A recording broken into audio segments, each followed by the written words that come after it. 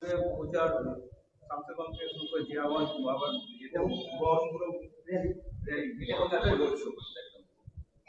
বাবার যে মুখ্যমন্ত্রী মুর্শিদাবাদে রোড শো করা মানে বা মিটিং মিছিল করা মানে, যখন তিনি দেখবেন তার দলের পায়ের তলা থেকে মাটি সরে গেছে, তখন তিনি অবশ্যই দাঙ্গা করানোর চেষ্টা করবেন। মুর্শিদাবাদবাসীকে আমি সাবধান করে দিচ্ছি যে মমতা ব্যানার্জি আসবার পরে এই মুর্শিদাবাদ জেলায় দাঙ্গা করানোর অবশ্যই পরিকল্পনা হবে। উনি এখানে আসছেন তার একটাই কারণ, এই প্রচারের বাহানায় এখানকার প্রশাসনকে তিনি বলে দিয়ে যাবেন কোথায় কি করতে হবে, কোথায় সন্ত্রাস, কোথায় দাঙ্গা, এগুলো পরামর্শ দিয়ে তিনি যাবেন। গত লোকসভা নির্বাচনেও এই মুর্শিদাবাদে এসে তিনি তাঁর দলের বিধায়কদের বলে গিয়েছিলেন যে অধীর চৌধুরীকে হারাতে দাঙ্গা করো। এটা আমি না, তাঁর দলের বিধায়ক স্বীকার করছে। ঠিক একই জিনিস এবারেও করবেন তিনি, কারণ তিনি যেন তেন প্রকারে জিততে চান এবং সেই জেতার জন্য তিনি সব পন্থা অবলম্বন করতে চান। তাই মমতা ব্যানার্জি আসা মানে মুর্শিদাবাদে সাম্প্রদায়িক বিভাজনের রাজনীতি এবং দাঙ্গার বাতাবরণ তৈরি হবে, এই আশঙ্কা আমার থাকলো।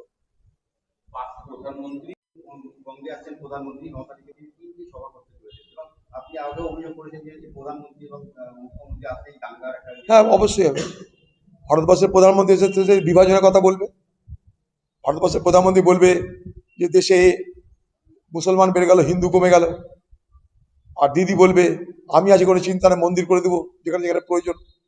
আর মুসলমানদেরকে বলবে যে মসজিদ করতে গেলে লখনৌ যেতে হবে, এখানে কিছু করা যাবে না। আর ওয়াকফের বিরুদ্ধে আন্দোলন করতে গেলে দিল্লি যেতে হবে। খেলা তো শুরু হয়ে গেছে। কে কত বড় হিন্দু তার প্রমাণ দেওয়ার, কে কত বড় হিন্দু তার প্রমাণ দেওয়ার জন্য দিদি মোদির লড়াই শুরু হয়ে গেছে। আর সেখানটা মুসলমানদের জন্য বাংলার মুখ্যমন্ত্রীর কুমিরের কান্না আমরা দেখতে থাকবো। দাদা, গতকালের ঘটনাতে কলকাতা উড়িয়ে দেওয়া হবে যদি ভারত যদি ভবিষ্যতে কোনো মিথ্যা ওষুধ হাতে পাকিস্তানে অভিযান চালায়, তবে আমরা তা কলকাতা পর্যন্ত নিয়ে আরে পাকিস্তানের প্রধানমন্ত্রী ঠিক করে প্যান্ট পরতে জানে না, কলকাতা উড়াবে। পাকিস্তানের যে প্রধানমন্ত্রী সে ঠিক করে প্যান্ট পরতে জানে না, সে কাকে উড়াবে, কোথায় কি উড়াবে জানি না। ও তো যে ওখানকার জেনারেল তার চাকর, তার কৃতদাস। আসিফ মুনের কথা বাইরে যাওয়ার ক্ষমতা আছে? প্যান্ট পরতে জানে না ঠিক মতো।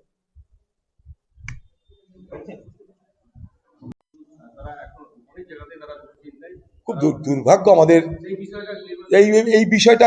এটাই আমার মনে হয় যে পশ্চিমবঙ্গে ভোট বন্ধ করে দেওয়া উচিত।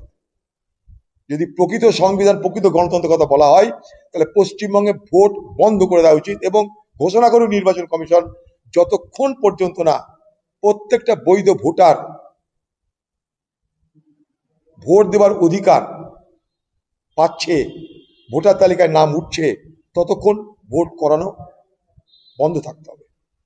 আমি মনে করি এটাই সঠিক পন্থা হওয়া উচিত। এটাই সংবিধানের তরফ থেকে যারা দায়িত্ব নিয়েছে তাদের পক্ষ থেকে এই বার্তা আসা উচিত। কারণ ভোট দেওয়ার অধিকার মানুষের বৈধ অধিকার।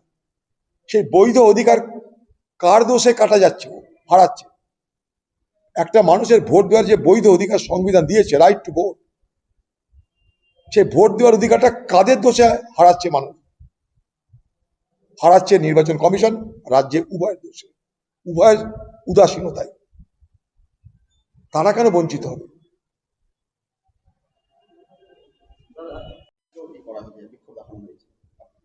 কেউ বিক্ষোভ দেখাতেই পারে। হাতি চালে বাজার, তো কুত্তা ভুকে আছে, তো কি করবো? কোথায় কে আনাচে কানাচে বিক্ষোভ দেয়, তা আমি কি করতে পারি? দেখাবে। আমার প্রচারে কেউ ডিস্টার্ব করলে আমি ঢুকে যাব। মানুষের যাওয়ার রাস্তা আমার কাছে খোলা, সেই যাওয়ার রাস্তা কেউ কোনো বাধা মানবো না। বাকি হাজারটা লোক চিৎকার করতে পারে, তৃণমূলে সব পয়সা দেওয়া কর্মচারী যদি চিৎকারটা না করে চাকরি চলে যাবে দুপুরের মধ্যে। কি করে সে বেচারীরা? সব ক্যাজুয়াল কর্মী, সব চিনি তো আমরা। ক্যাজুয়াল কর্মীদের দিয়ে বিক্ষোভ দেখাচ্ছে।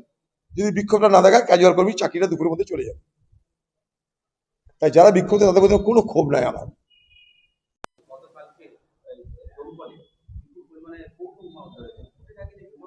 আরে বোমা পাওয়া যাবে, কি পাওয়া যাবে বাংলায়?